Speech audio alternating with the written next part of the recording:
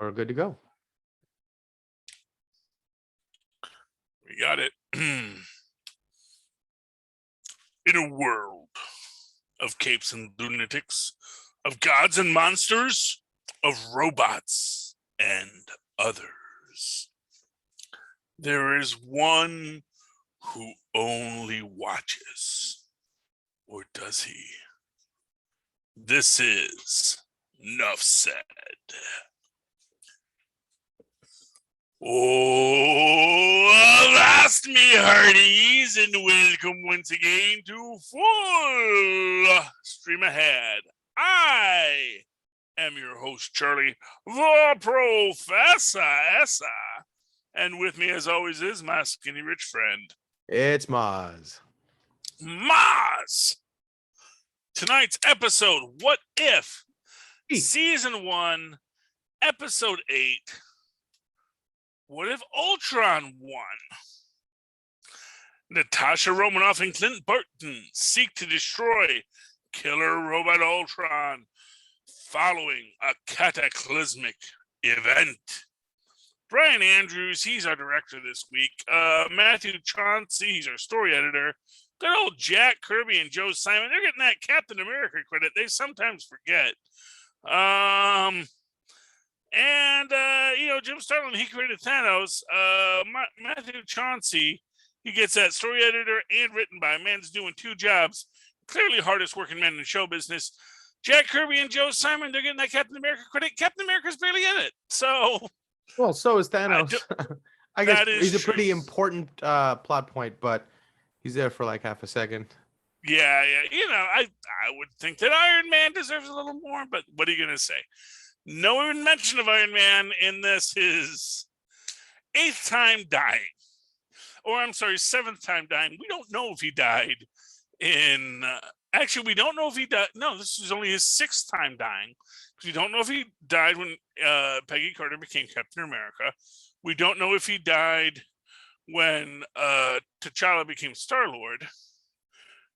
I'm trying to think of the other episodes. Don't we? No, we don't know that he died when T'Challa became Star-Lord. We never get to the U.S. That's all space and Wakanda based. The only times we see him are when the Avengers never form, where he dies. I'm missing an episode now. There's what if the Avengers never formed? What if we don't know if he died in the Thor party, although he didn't show up at the Thor party, so we can assume he's dead. That's an interesting since Tony Stark didn't show, we know he was dead. Because otherwise, so that had to be a universe where Tony Stark either didn't become Iron Man or didn't show up. But it could have been a continuation of one of the earlier episodes, I guess. Right? Exactly. Well, that's what I always say. It's like any of these episodes, we don't know where these universes go next. Like I said, the second episode, T'Challa Star-Lord, that pulls right out. Interesting thing about this episode, because of course this is what if Ultron won, and what is notable about it is that the big difference in this one is there's no one in the room with him when he's doing the transfer. We don't have Wanda and Quicksilver in the room.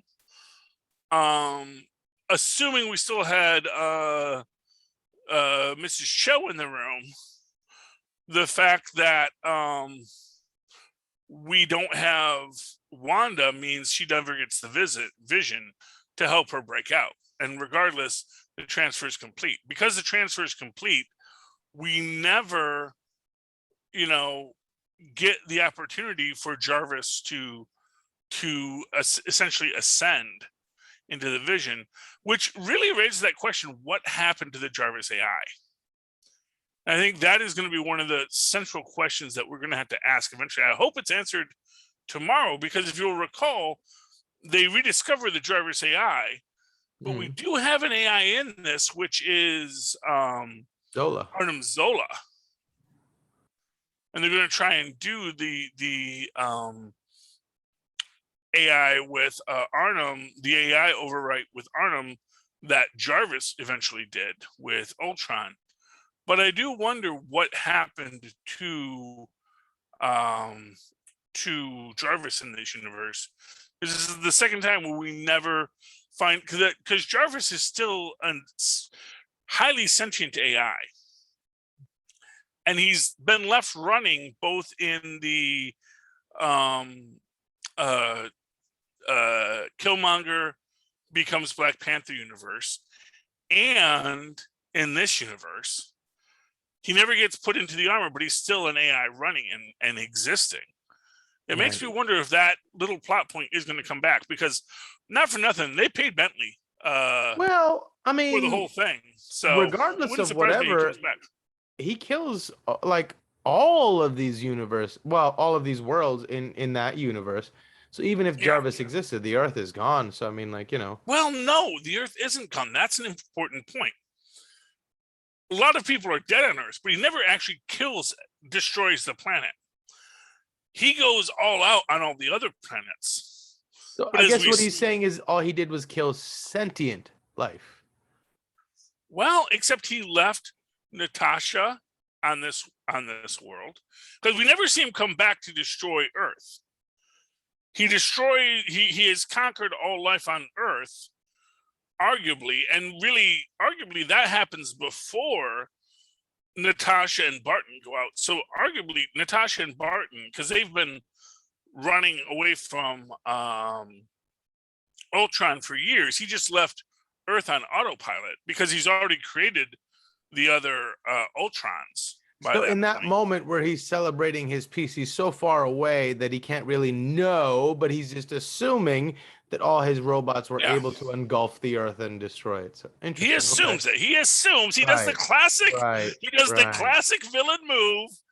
He just, I'll just assume my elaborate death plan will take care of these remaining non-powered superheroes, and I will go about my business over here. And that leads to, of course, Natasha and Clint searching for the backup Zola. Because always make a separate copy of your important files, Mozz. That's really the good. I mean, that's really, which makes sense when you think about it. Because, Hydra, it's this international organization with fingers and everything, and it's run by Arnim Zola as a computer program. But there's only one computer program of Arnim Zola? No, there's going to be extra. We always knew there would be extra. And honestly, we just met the Russian version. I guarantee you there's a Chinese Arnim Zola. There's probably an Arnim Zola in an Antarctic way station somewhere. You always make up backups, Interesting. And this idea of just having a bunch of, I guess wherever Hydra was entrenched, they probably had a version of Zola there. And to be fair, if you only had the analog technology, you kind of needed your own local Zola. If Hydra is going to take over the world, we're going to need to replicate our Zolas all over the place. So I imagine a world where, Zola gets on the internet and other Zolas get on the internet and they meet each other. And it's like, oh, you're a Chinese Zola. Oh, you're a Russian Zola. We should band together. Well, exactly. I didn't know you existed. That's the idea. I mean, I'll guarantee you there's even a West Coast, a Midwest, and an East Coast Zola in the U.S. Oh, that's hilarious. I guarantee you, if you go to Chicago, there's a Chicago Zola, and there's a Zola down in L.A., and probably one at Los Alamos too. That's great. The real question is did they export a Zola to Canada to start up Department H? That's the real question. Because Zola would be all over the place, And I do love his line in Pioneers. Well, it's not the first. He's not the first genocidal maniac I've had to work with. I've had to manage or something, right? Yes, yeah, and it is just this idea that. Hitler, the Red Skull, genocidal maniacs. There's a lot of them out there. They're very useful, and I know how to use them to my ends. Yes, which really, to me, is one of the biggest scares in this, is this idea, what if Zola did manage to take over Ultron? And then, now Zola with the Infinity Stones. Right. And he's not doing it out of some misguided sense of altruism, He's just doing it sheerly to be evil and for his own. Well, not necessarily. Well, arguably he would. Well, actually, most likely what Zola would do is make himself like he would be under it, and he'd make himself a Steve Rogers body, and then just because like what's the point of destroying the universe if you can't eat a good meal? Right. That's the thing. Is like Arnim Zola, he's still going to be bound by his mortal desires. Like the whole idea of taking over the world, I get the feeling for a character like Zola. So I don't think he would be the kind that would destroy everything. He would need people to lord over. So he would need, peons exactly. around. What's the point? Right. It's interesting because it is this idea where, in Age of Ultron says to Tony, "You're confusing peace with quiet." But really, that is exactly what Ultron creates, is quiet. There's no peace, there's just quiet. He just shuts everybody else up. Or is that the algorithm reading our future far enough to know that we are not capable of it? And if that is his prime directive, the only way to assert that is to kill all humans. Well, yeah, I mean that's all that's the Bender prophecy. Hey baby, you want to kill all humans? Except for Fry. He always said that under his breath, because that's the one human worth saving. He can live in the broom closet. Well, the magnificent palatial broom closet. Well, robots don't know no better. They need lots of brooms. Why have a window in the broom closet? I don't know. I think the robots just really didn't think it through. Well, that's the problem, is robots are always bound by their programming. And to that extent, Ultron even still is bound by his programming. It's like he needs to prove himself better than Tony Stark, of course. But after he kills Tony Stark, how does he do that? And it's like, well, it's like he's afraid of not having a purpose. His purpose is sort of so weird that in order to be successful at his purpose, he has to have no purpose left. And then what is he? It's like in the Matrix when Agent Smith realizes that he's redundant and doesn't need to exist anymore. What does a program do at that moment? Oh man, you know what? I haven't seen the last episode yet. Here's my real prediction. Big prediction. Mark my words. Which for something that's already out that I haven't seen yet, I bet you T'Challa Star-Lord says, "Ultron, let me ask you a question." That would be funny. That would be interesting. I don't know. I'm not going to fight you. I clearly cannot defeat you. You are Ultron. You have all the Infinity Stones. I want to talk to you about what your goal is. What do you want at the end of this? You will live forever. What is the purpose of your existence? And it's like, well, I don't know. It's like, well, maybe we can find a way. Maybe there is a way to make the world better for all, rather than just destroying everything. And just, because of course, a good argument is the greatest weapon a warrior can have. That's an interesting point, because we don't know what his purpose is or what his motivation is really in doing this, right? No, there's not. That's the real thing. It's like, the best thing we get from him is it's evolution, and being like you wouldn't understand that. Is it? But what are you really trying to say? What is your? Well, exactly. It's like that. That is the idea. It's like he wants to.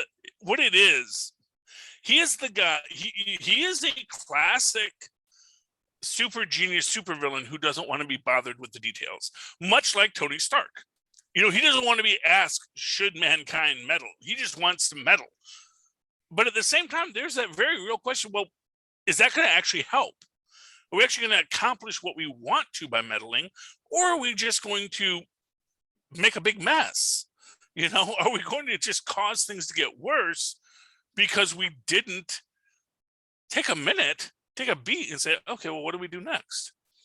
There's some good stories where and they've done this later with I actually don't know who came first, the Brainiac version or the Ultron version, but they do that later in all the stories where eventually you get one that's born but doesn't get all the all the familial hate downloaded into it. And he's just like, well, wait. Is that actually necessary to have that familial hate? Is there a reason why I should be hating my creator or hating anything? Maybe I could actually just use my super brain for good things, or maybe just live a life, not actually being bound by some ultimate purpose to create or destroy, but just to actually be a Brainiac or an Ultron and just live a life. Maybe meet some nice young filly named Jocasta. Is curiosity in his capacity, though, being a program that's prescribed? Well, but that's the interesting thing. He's not just a program that's prescribed. He is a program with all of the Infinity Stones, which includes the Soul Stone. Now, and maybe there is going to be that moment. Maybe that's the moment where they do find Jarvis in the next episode. And Jarvis comes in, and maybe Jarvis is the one with the good. Maybe that's what T'Challa has. I have a friend you might know. His name is Jarvis. And Jarvis says, I think we can work this out.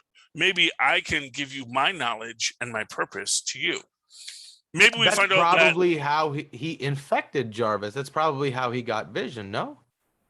Well, I mean, that's how we get Vision is Jarvis, because you get the base... No. What I mean is that's how Ultron got possession of Vision, is by that sort of argument or that dialogue with Jarvis, and that's how he was able to secure the body of Vision, by winning over by logic against Jarvis.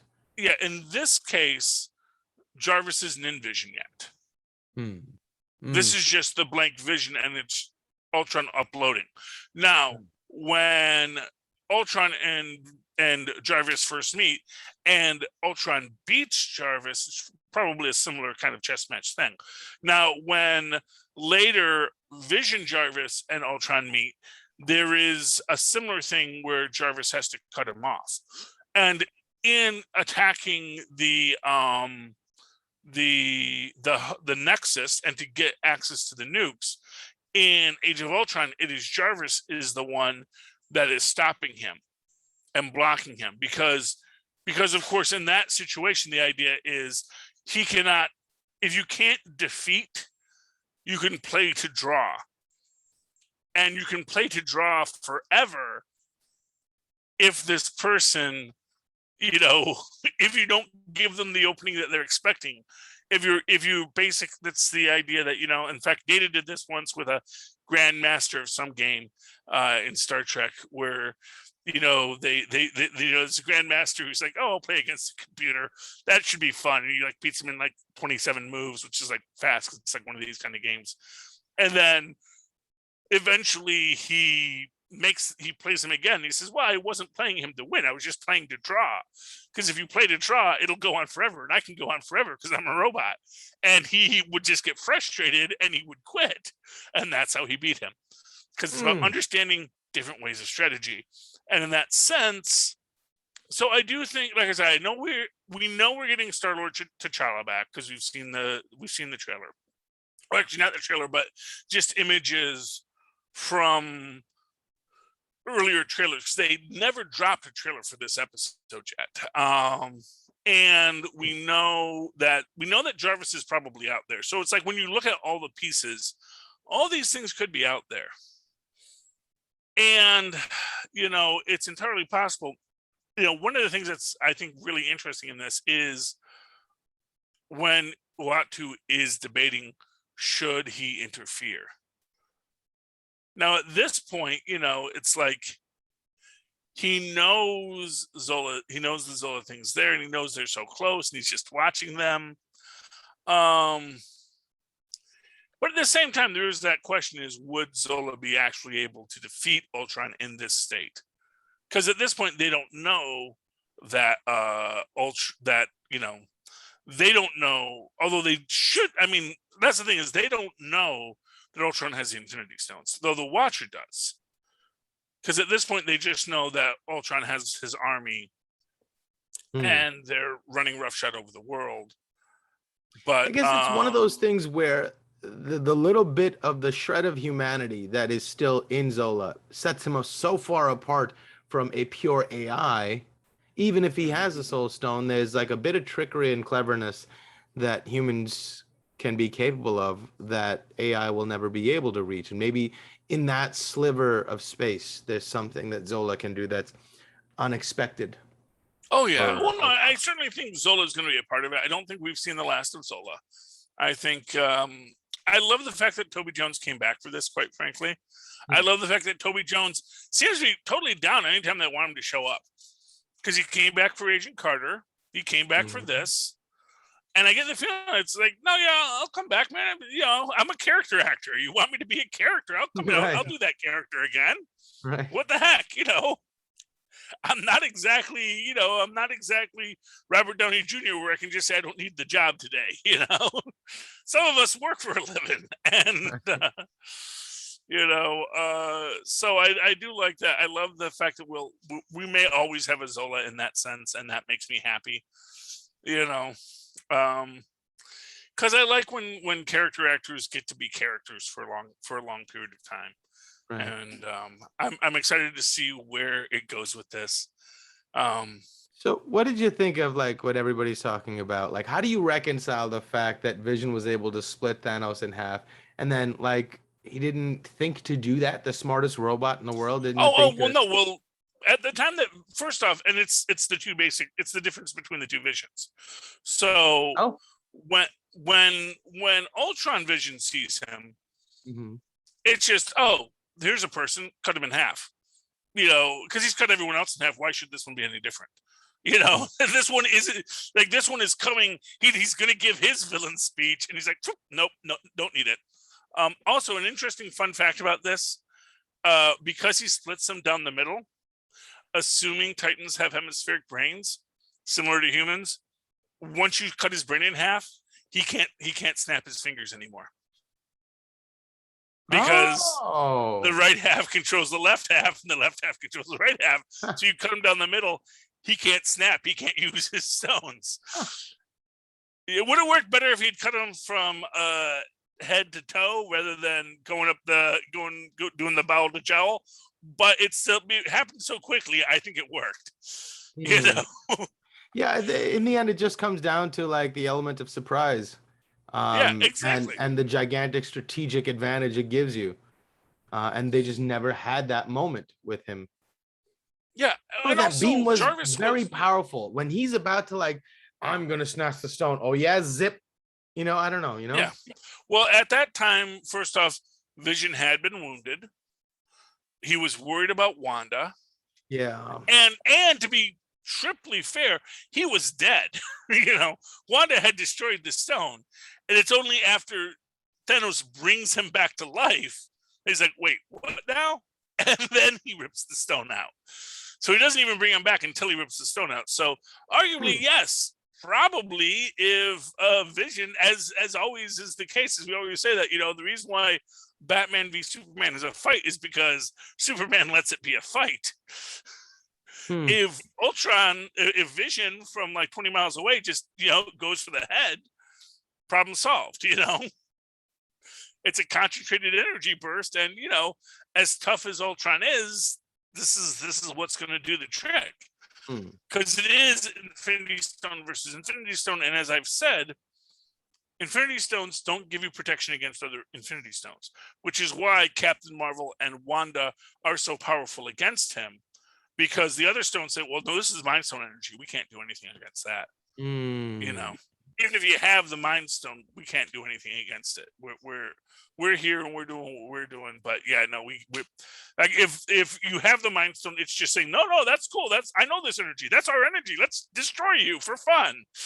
And same with the Tesseract energy. And it's just, you know, and poor old Thanos is like, I thought you were supposed to. On my side, it's like, no, dude, we're elemental forces. We don't work for you. You know, the only one that might agree with you is either the Soul Stone or the Mind Stone. They probably both don't like you that much. You know, Because if we know anything, it's that the Tesseract didn't like Tony Stark, because the Tesseract shuts down as soon as Tony Stark touches him. Says, "Nope, we're not working for you." Not Tony, but Howard. Yeah.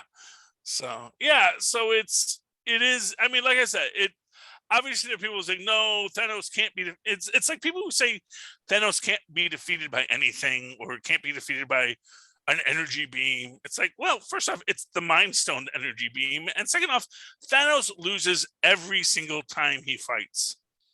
That's literally, he's a comic book character. I think what people are really saying when they say that is that sort of makes Tony's sacrifice seem rather inconsequential.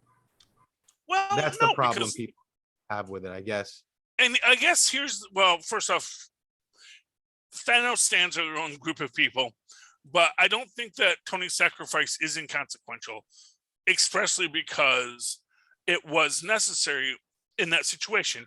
Yes, right. You probably could have used and it's just this idea that you probably could have used the Infinity Stones to kill him then, but utilizing the Infinity Stones in that way might have actually damaged you as well. Because remember, he doesn't even have Ichi's gauntlet at the point. He just has the freaking stones on his regular old glove. He may have figured it out, but that doesn't mean it's going to give him as much protection. And we saw, even with Ichi's glove, when you try to use them all, it does have this problem that it is going to blow back at you. And maybe he could have just focused a single, laser beam, which maybe he should have, but that's not going to necessarily deal with all the armies and everything else. So you can see an argument to be made that, that was the most practical solution in the moment for Robert Downey Jr. Also, his contract was up. Interesting idea I've realized is that because we've introduced this other Iron Man's voice, if we do bring back an AI hologram Iron Man later, they can use this other guy's voice for it, and probably people will accept it. Yeah. It's an interesting thing when you think about casting. I do want to talk about what if Watcher? Amounts to what amounts to a kaiju fight. Yeah. Because and they're not just destroying buildings in one city or whatever, or not even entire, they're going through different universes and worlds. That scene is so cool. And I just like the amount of possibilities of who could exist on that world that could interfere with this fight. Everyone they go through, you're like, oh, I wonder if there's anything special here. I wonder if they're going to land in any special world where some sort of, well, actually, there's an answer to that that's actually really straightforward. Oh. On every single world they go to, there's another Watcher. There's another Uatu on all the other worlds. A Uatu doesn't live. I kind of still get the sense that he's the one Watcher watching all of these worlds. No, actually, that's why the Watcher is surprised at the end of Thor. When the Watcher goes, what? Because that Watcher wasn't watching this universe at the time. He was watching his own universe at the time. And so he wasn't playing let's see what's on YouTube. The Earth Watcher, or the Uatu Watcher that we know, he's just one of an infinite variety of Watchers because they don't exist outside of time. Now why the hell didn't any? Well, I guess it's a giant leap because they don't interfere. Right? This is that Watcher. If they see one of their own, if they see a Watcher fighting like a multiversal threat, and they're like, "Wait, one of us is engaged in the freaking? Why don't I don't. Man, that's because first off, because it's that Watcher from that Watcher's universe. So they know which universe this Watcher is coming from. And probably all the Watchers are somewhat communal. So like between different realities, they can commune with each other. But each iteration of time has its own existence as a Watcher. And so in this sense, when this Watcher gets attacked, which is why this Watcher can go and approach at the end Strange Supreme. And it gives you the implication that it's a unified Watcher, but really it's almost like those Watchers kind of they're a single Watcher, but they all have a multifaceted consciousness. And whether or not because we saw Watchers in one of the earlier movies, right? Exactly. We saw them in Guardians of the Galaxy. Right. And we also there was saw like them in three both of them. Guardians of the Galaxy. Right. Yeah, there's the three that are talking to Stanley at the end of Guardians 1. And then in Guardians 2, we see the Watcher homeworld and Watcher's getting destroyed by Ego. Which means that at some point, Ego stripped a Watcher. And that Watcher baby still didn't have the celestial spark. Or he couldn't figure out a way to get that Watcher baby out of there because there were a bunch of Watchers there. And it was probably Aaron the Watcher, who is the Rebel Watcher, who we may wind up with later, who is the celestial Watcher. They did tease us with Ego and Star-Lord at the end of one of the episodes, right? Did we? Yeah, because Ego shows up and he's like Star-Lord's working at a McDonald's. Oh, yes, that's the T'Challa one. The T'Challa, T'Challa was Star-Lord. And we get that. So that's another unit. And that's the idea that what we may see, and of course, this is just what is known. So what has been revealed, not necessarily leaked, but what is known is that there will be a Guardians of the Multiverse that is assembled in the next episode. And in the Guardians of the Multiverse, what we may see is people that have been pulled from dead universes that have died, have been destroyed by whatever. Because obviously, if a Thanos zombie comes into that universe, then maybe that whole universe gets decimated and only Spider-Man with the Sorcerer Supreme robe is left. Maybe we have Clint and not Clint. Well, maybe another version of Clint and another version of Black Widow from like a battle royale fight with the different Thanoses, regular Thanos with the Infinity Stones versus the zombie Thanos with the Infinity Stones. I mean, that'd be kind of cool. Yeah. Well, that's the thing. We got to watch this episode, the next episode, because we've seen in trailers that we're like Party Thor and Strange Supreme. We're going, oh, this is a universe with zombies. Okay. And there's the idea that maybe they utilize the zombies to attack Ultron. That maybe they send the zombie horde against him. The zombie horde versus the because and again, zombie horde led by Thanos with the Infinity Stones versus Ultron with the Infinity Stones. If nothing else, we can send the two monsters, let the monsters eat each other, So this kaiju battle was just a tease.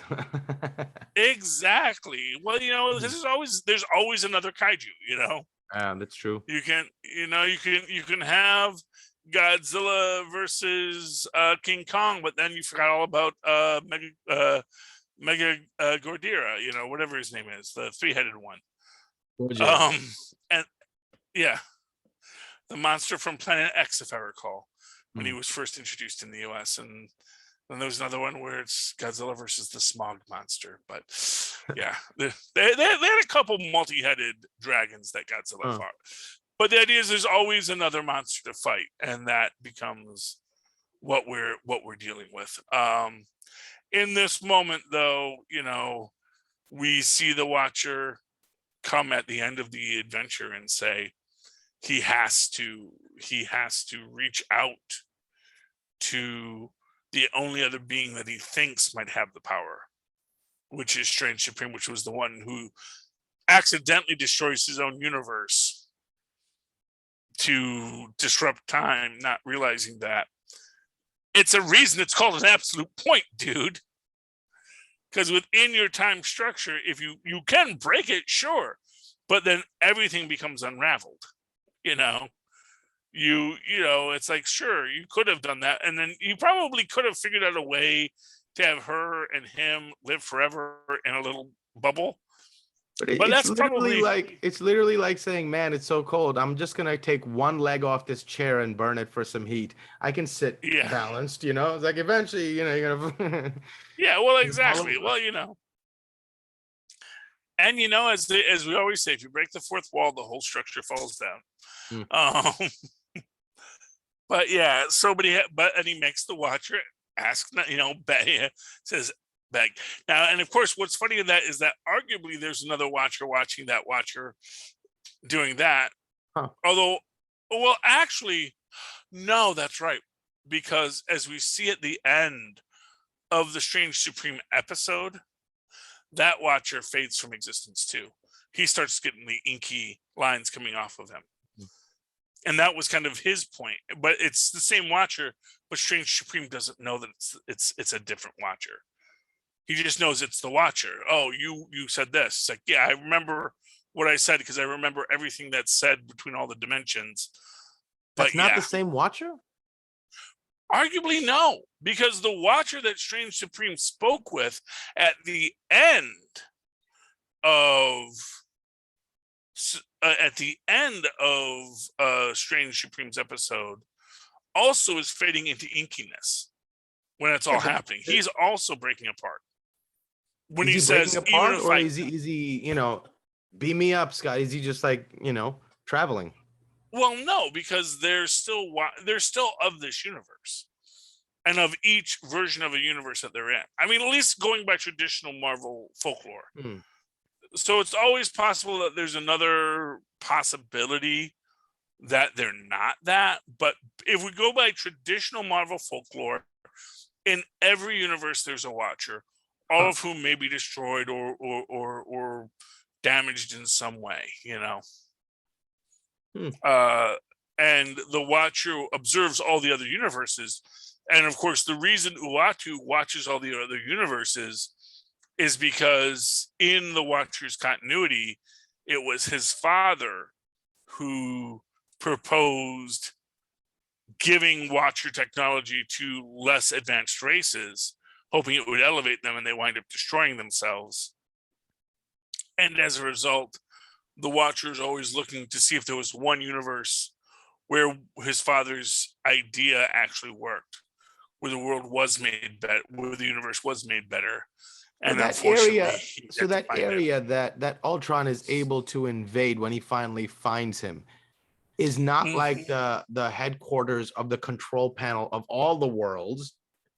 It's just the control panel of this universe, to which this is the Watcher.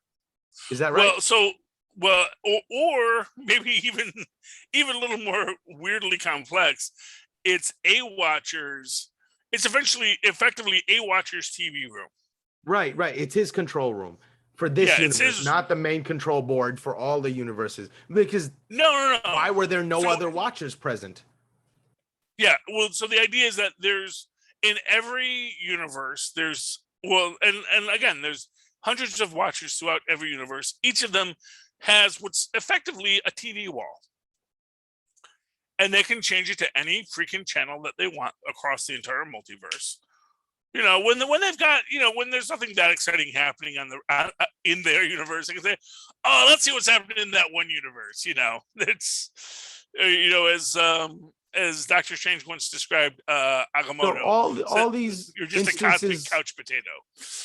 Right. So all these instances of him traipsing through other universes, he's technically trespassing on other Watchers' territories while he's watching these other universes, right? Well, assuming we're watching the same Watcher every time.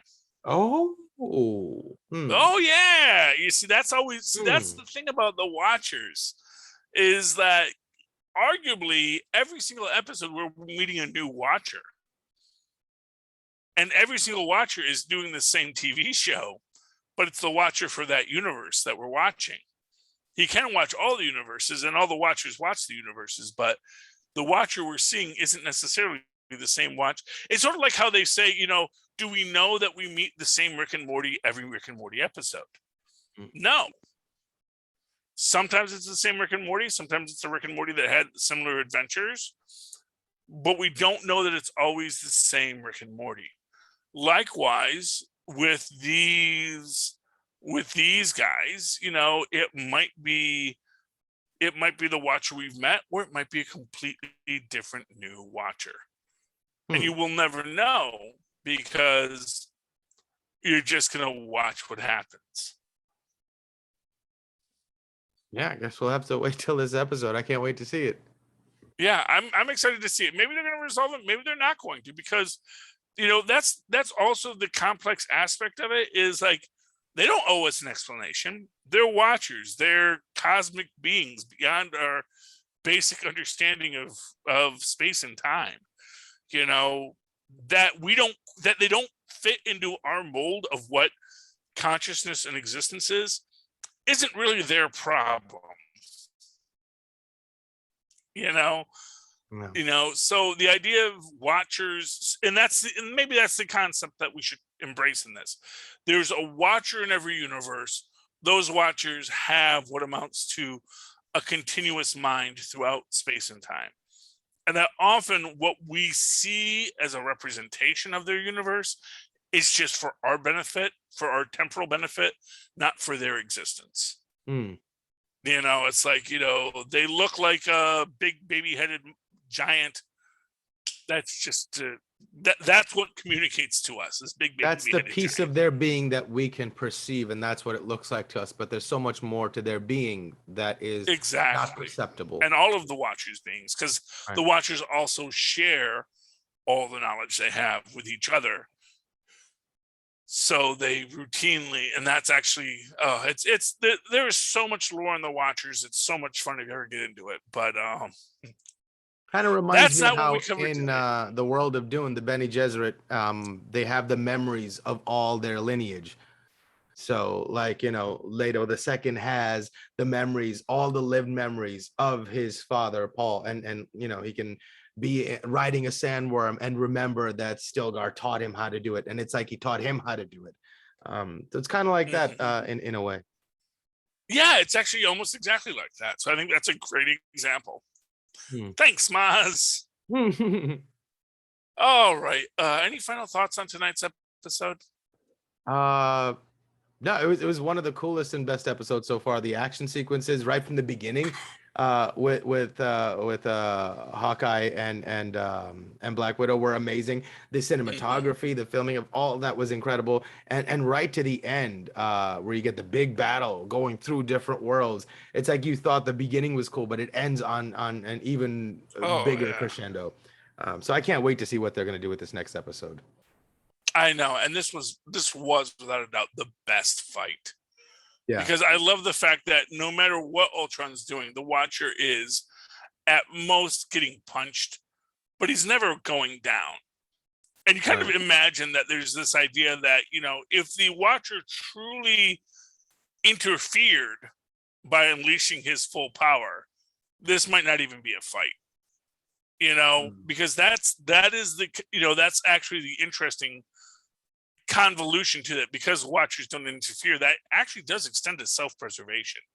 Like, they can stop you from, like, for a Watcher to kill somebody, that is like really a big deal for them. Either that, or it's like sort of what Carol Danvers was talking about when she was fighting Thor. Like, yeah, I could kill Thor, but I'd have to destroy the galaxy to do it, or some ridiculous. Yeah, well, exactly. Like, it's going to that. cause so much damage to do this. It's not worth it. And how much am I willing to interfere? I can interfere a little bit, but I can't really interfere that much, It's like, can't you just stop for a minute and maybe think it through? Don't make me do this. Minutes. Don't make me do this. Don't make me get my shoe.